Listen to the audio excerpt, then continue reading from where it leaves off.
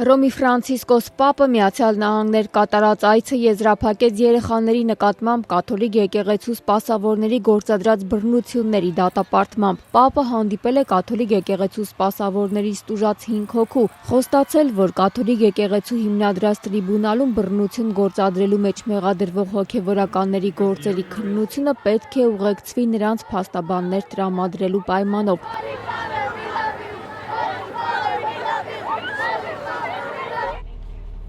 Հռոմի Պապը հանդիպել է նաև բանտարկյալներին, գրկախառնվել նրանց հետ։ Կաթոլիկ եկեղեցու առաջնորդը օրհնել է 100 բանտարկյալի, քննադատել բանտային կարգերը, ըստ որոնց գերագույն խնդիր է դառնում միայն մարդուն պատժելը։ Պետությունների նախընտրած մեկուսացման մոտեցումը Պապը որակել է խոշտանգում։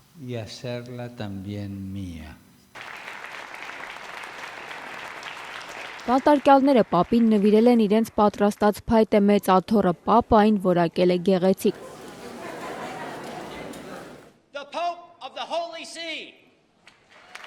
Հռոմի Պապը իր այցի վերջին օրը կրկին տրամադրել է միմյանց օգնելու, մասնավորապես միգրանտներին անհրաժեշտ պայմաններով ապահովելու հորդորներին։ We must not repeat the sins and the errors of the past.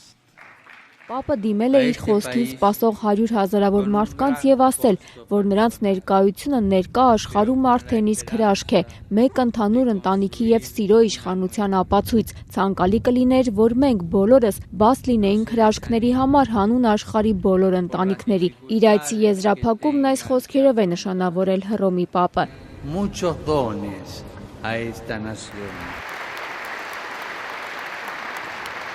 Միացյալ Նահանգներ 78-ամյա Հռոմի Պապի այցի ժամանակ նրան ուղեկցել է ավելի քան 1500 հոգևորական։ May God bless you all. God bless America.